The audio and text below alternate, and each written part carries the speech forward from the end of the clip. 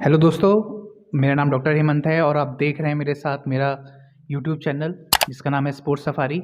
और जैसा कि आप जानते हैं कि अगर मेरी बातें आपको पसंद आए तो please hit the bell icon और सब्सक्राइब ज़रूर करिएगा चैनल को। और जो लोग मुझसे पहले से जुड़े हैं वो मुझे तो जानते हैं, और आज हमारे साथ हमारे नए मित्र हैं डॉक्टर नरेश, जो मेरे कलीग हैं। तो नमस्कार।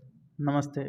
तो हम आज अपनी बेसिकली आज हमारा मुद्दा जो है वो अभी जो सबसे बड़ा टॉपिक चल रहा है वो है आपका पाकिस्तान की तरफ से जो बयान आया है कि एशिया कप को लेके, जिसमें जय शाह ने ये कहा है कि हो सकता है कि इंडिया को अगले साल का जो एशिया कप जो पाकिस्तान होस्ट करने वाला था वो इंडिया न्यूट्रल वेन्यू में कराना चाहेगा उसको। तो इसमें लेके हम डॉक्टर नरेश और मैं अपनी तरफ से अपनी राय व्यक्त करेंगे और बातें करेंगे। तो सबसे पहले सर, आप अपनी तरफ से कुछ कहना चाहेंगे? जैसा कि डॉक्टर हेमंत ने बताया है कि पाकिस्तान की तरफ से बड़ी तीखी प्रतिक्रिया रही है, पर डॉक्टर हेमंत मुझे ऐसा लगता है कि पहले से भी जैसे मैचेस हो नहीं रहे थे। इनफैक्ट पाकिस्तान में इतने साल से बंद था सब कुछ, उसके बाद सिर्फ इंग्लैंड और न्यूजीलैंड का दौरा हुआ है, और उसके बाद मतलब कोई और कंट्री इनफैक्ट अभी विज़िट नहीं कर रही है। उसके बावजूद पाकिस्तान में ऐसा बोला जा रहा था कि एशिया कप होगा, लेकिन जैसा कि हम देख पा रहे हैं कि भारत ने, जैसे जय शाह ने मना कर दिया है, तो इसके पीछे ज़रूर इसका सिक्योरिटी रीज़न रहे होंगे जिसके चलते इन्होंने मना किया है। तो मेरे ख्याल से शायद ठीक ही होगा। बाकी एसीसी का जो फाइनल डिसीजन है वो आना भी बाकी है, देखते हैं क्या रहता है। एक्चुअली मुझे इसमें ये लगता है कि जो पाकिस्तान की तरफ से तीखी प्रतिक्रिया आई है वो सिर्फ इस वजह से आई है कि भाई इन्होंने मीटिंग नहीं रखी, इन्होंने बिना मीटिंग रखे ये सब बोल दिया। तो मीटिंग रख के भी क्या हो जाता? क्यों सर, मीटिंग रख के भी तो यही डिसीजन आना था। बिल्कुल डिसीजन यही आना था। हाँ। इवन आप देखना, मुझे ऐसा ही लग रहा है कि एसीसी की जो मीटिंग रहेगी उसमें भी शायद ये फाइनल डिसीजन यही रहे कि जो एशिया कप है वो एक न्यूट्रल जगह पे हो। तो सर, आपने देखा होगा कि सिर्फ इंडिया की बात नहीं है। आप ये याद करने की कोशिश करिए कि लास्ट एशिया कप इंडिया में कब हुआ, आपको याद नहीं आएगा। क्यों? बिल्कुल। क्योंकि सन 2014 से आप देखेंगे तो इंडिया, ना ही इंडिया होस्ट कर पा रहा है एशिया कप, ना ही पाकिस्तान पाकिस्तान होस्ट कर होस्ट पा कर पा रहा है। और ये मैचेस न्यूट्रल वेन्यूज़ में ही हो रहे हैं।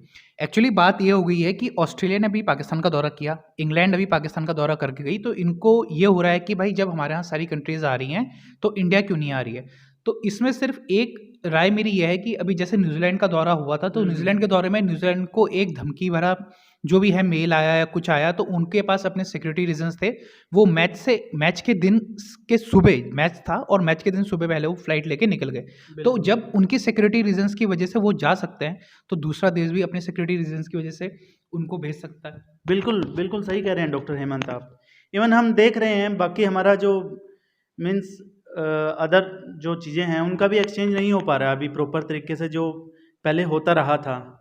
और मुझे नहीं लगता इसमें कोई दिक्कत आनी चाहिए कि किसी एक न्यूट्रल वेन्यू में अगर एशिया कप होता है, क्योंकि हम यहाँ ये नहीं कह रहे हैं कि ये एशिया कप इंडिया को होस्ट करना चाहिए। हम एक न्यूट्रल वेन्यू की बात कर रहे हैं, तो इसके बारे में पाकिस्तान को थोड़ा सोचना चाहिए। और दूसरी बात, जहाँ तक रही नुकसान की बात, आईसीसी का इवेंट और एसीसी का इवेंट दोनों अलग बातें हैं। आप ये कह रहे हैं, आप धमकी इस तरीके की दे रहे हैं कि भाई हम आईसीसी के अगला जो वर्ल्ड कप है आप नहीं आएंगे। ठीक है, आप नहीं आए, वो आईसीसी का टूर्नामेंट है, ये एसीसी का टूर्नामेंट है। आईसीसी आप पे कुछ कानूनी तो नहीं कहूँगा, एक लीगल क्या कहते हैं प्रतिक्रिया दे के हो सकता है उन पे बैन भी कर दे। इवन बिल्कुल हो सकता है कि ऐसा हो। अगर वो वर्ल्ड कप नहीं खेलते हैं तो आईसीसी उन पे हमेशा उसको बैन कर दे, बिल्कुल चांसेस हैं। तो इससे देखिए, इस तरीके से धमकी देके कोई फ़ायदा है नहीं। अगर एसीसी का, सर अगर आप ध्यान रखेंगे, एसीसी का जो अभी चीफ बने हैं जय शाह, जैसा तो आप मुझे बताइए एसीसी का चीफ बनाने में हर बोर्ड की सहमति होती है, तो पाकिस्तान ने बोर्ड की सहमति अलाउ क्यों करी? बिल्कुल सही बात है। अब इसमें रशीद लतीफ़ साहब का क्या कहना है कि भाई जय शाह जो हैं वो अमित शाह के बेटे हैं। तो मैं आपको एक बात बता दूं, पाकिस्तान के जितने पूर्व क्रिकेटर हैं जो अभी टीवी चैनल्स में आके बड़ी बड़ी बातें कर रहे हैं, जैसे कमरान अकमल साहब की है कि नहीं, इंडिया को पाकिस्तान को मैच नहीं खेलना चाहिए, मैं आपको गारंटी देता हूँ जैसा भी हालात चल रहे हैं, अगर यहाँ कांग्रेस की सरकार भी होती है ना तब भी ये मैचेस नहीं हो रहे हो। बिल्कुल बिल्कुल ये चीज़ हमने देखी भी है इवन।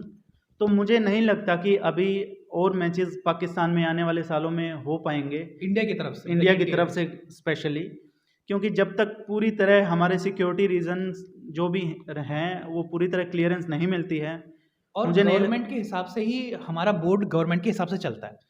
पहली बात, अगर हमारी गवर्नमेंट की तरफ से क्लियरेंस नहीं है, चाहे वो कांग्रेस की सरकार हो, चाहे भाजपा की सरकार हो, चाहे वो गठबंधन की सरकार हो, तो जब तक गवर्नमेंट की तरफ से क्लियरेंस नहीं मिलेगी, इंडिया विजिट नहीं कर सकता। पाकिस्तान में हो सकता है चीज़ें अलग तरीके से ऑपरेट होती हों, हमें नहीं पता किस तरीके, लेकिन हमारे वहाँ इस तरीके से चलती है भाई कि बीसीसीआई अपनी तरफ से कोई ऐसा डिसीजन नहीं ले सकता। अब इनका आरोप यह है कि भाई भाजपा की सरकार है, ये मोदी हैं या ये अमित शाह हैं, तो मैं इनको फिर से बताना चाहता हूँ, अगर वहाँ पे कांग्रेस की भी अगर सरकार होती ना साहब, तो तब भी इंडिया विजिट नहीं कर रही होती बिल्कुल, पाकिस्तान, लिख के ले लीजिए। कोई भी गवर्नमेंट होती, पाकिस्तान बिल्कुल नहीं जाने वाले अभी थे जैसे हालात चल रहे हैं अभी, जिस प्रकार के हालात चल रहे हैं अभी। बिल्कुल। तो सर ये तो रही बात, अभी हमने प्रतिक्रिया करने की कोशिश करी और हम कोशिश देखेंगे कि क्या कैसी प्रतिक्रिया और आती है वहाँ से। तो सर ये अभी परसों मैच है आपका, होने वाला है, बहुत ही कम समय रह गया है, तो आपको क्या लगता है इस बार के मैच को लेकर, आपकी क्या एनालिसिस है, आप क्या सोच रहे हैं? देखिए डॉक्टर हेमंत, मुझे ये लगता है कि इंडिया इस बार बिल्कुल जीतेगी। हम दुआ करते हैं कि इंडिया जीते। जिस प्रकार हम देख भी रहे हैं कि शाहीन अफरीदी काफ़ी अच्छी बॉलिंग कर रहे हैं, इनफैक्ट फिट भी हो गए हैं, और मतलब कॉन्टेस्ट होगा, बिल्कुल कांटे की टक्कर रहेगी, इसमें कोई दो राय नहीं है। और यही एक फैन देखना चाहता है। बिल्कुल, आप इसमें ईगो लगा के कि भाई हमारे वहाँ नहीं आ रहे हैं, अरे भाई न्यूट्रल वेन्यूज में मैच हो रहे हैं ना, न्यूट्रल वेन्यूज में अगर मैच हो रहे हैं तो यही तो लोग देखना चाहते हैं। अगर न्यूट्रल वेन्यूज में मैच हो भी रहे हैं तो आप होने दीजिए उनको, वरना लोगों को तो बड़े बड़े टूर्नामेंट्स में देखने को मिलेगा। बिल्कुल बिल्कुल सही बात है। इवन हम तो चाहते हैं कि एक कांटे की टक्कर हो, अगर एक वन साइडेड मैच रहता है तो उससे बेटर है कि कांटे की टक्कर हो, कांटे की टक्कर हो, देखने में मजा नहीं आएगा। इवन हमने अभी तक जितने मैचेस रहे हैं रिसेंटली पिछले 1-2 साल में, बिल्कुल ऐसे मैचेस रहे हैं कि पता ही नहीं लग पा रहा था कि लास्ट मोमेंट तक कि क्या रहेगा क्या नहीं। सर मेरा अगला सवाल आपसे ये है कि पाकिस्तान की तरफ से 3 ऐसे कंटेंडर बताइए जो बिल्कुल इंडिया के लिए थ्रेट रहेंगे इस आने वाले मैच में, 3 खिलाड़ी। देखिए सबसे पहले अगर हम बैट्समैन की बात करें तो नो डाउट बाबर आजम, बिल्कुल बिल्कुल वर्ल्ड क्लास बैट्समैन रिजवान, और बॉलिंग की साइड से अगर हम बात करें तो अफरीदी, शाहीन शाह अफरीदी, और एक न्यू कमर हैं जो काफ़ी अच्छा खेल रहे हैं, नसीम शाह।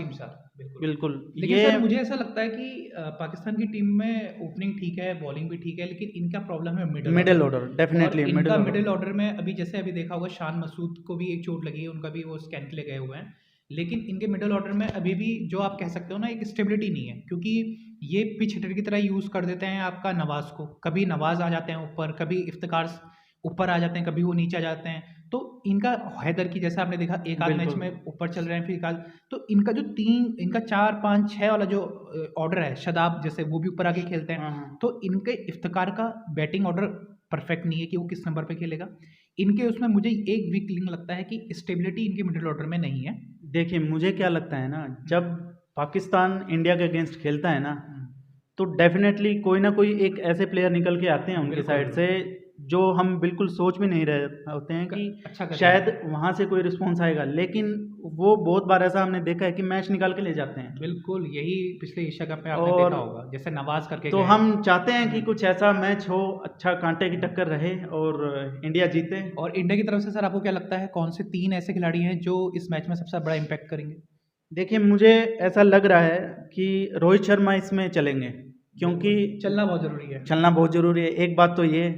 दूसरा, अभी सुनने में आया था कि लेफ्ट हैंडर बॉलर के साथ प्रैक्टिस कर रहे हैं वो। अच्छा, वो शाहीन की स्विंग खेलने के लिए, शाहीन की स्विंग खेलने के लिए। शाहीन की यॉर्कर से एक बल्लेबाज का भी हाल में अफगानिस्तान का रिसेंटली, हाँ, अफगानिस्तान के बैट्समैन को काफ़ी चोट आई है। सूर्य कुमार यादव मुझे लगता है कि इस पूरे, क्योंकि सूर्य कुमार यादव एक अच्छे खिलाड़ी हैं जो अभी रिसेंटली बहुत अच्छी फॉर्म से चल रहे हैं, लेकिन बड़े मैचों में फॉर एग्जांपल अभी पाकिस्तान जैसे खिलाफ, क्योंकि 2 मैच खेल चुके हैं, 3 मैच खेल चुके हैं, इनफैक्ट अगर आप वर्ल्ड कप के मैच पिछले साल का वर्ल्ड कप भी लेंगे, उनका परफॉर्म करना इस मैच में बहुत जरूरी है डेफिनेटली। और मुझे लगता है इंडिया का ट्रम्प कार्ड अभी आप कहो तो मेरे हिसाब से सूर्य कुमार यादव है, और तीसरा मुझे ऐसा लगता है जो अंडरडॉग है वो है भुवनेश्वर कुमार।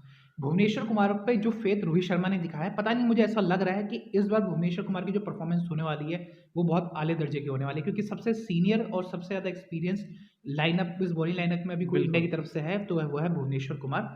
तो देखिए भुवनेश्वर कुमार का अब मैं ये कहूँगा कि शायद लक ने साथ नहीं दिया है। पिछले कुछ मैचेस में ऐसा हुआ है कि 19th ओवर उनको दिया गया और अब मैं इसके बारे में शायद आप सब लोग जानते ही हैं कि क्या क्या है हाल वो रहा। 19 बिल्कुल। वर्ल्ड बाकी फेमस हो गया दुनिया में, अब हर कोई 1900 ओवर बहुत पिटा रहा है। बिल्कुल, तो हम देखते हैं अब क्या रहता है क्या नहीं। बिल्कुल वो एक अच्छे प्लेयर हैं, नो डाउट अच्छा खेलेंगे। देखते हैं, तो चलिए क्या हमारी रहता है। शुभकामनाएं दोनों टीमों के साथ हैं। बिल्कुल। अच्छा मैच हो, एक कड़ा मैच हो जो कि एक जनता देखना चाहती है, और हम दुआ करेंगे, और हम बिल्कुल 100% श्योर है कि इस बार इंडिया दोबारा ये मैच जीतने वाली है। और आपसे मिलते हैं मैच से पहले या फिर मैच के बाद के एनालिसिस का। तो सर को मैंने अपने विशेष आग्रह पे बुलाया था, तो सर ने हमें ज्वाइन किया। तो प्लीज़ अपनी राय ज़रूर रखिएगा, और जैसा होगा तो हम आगे फिर आपको अपडेट देते रहेंगे। Thank you. नमस्कार। थैंक यू, नमस्कार।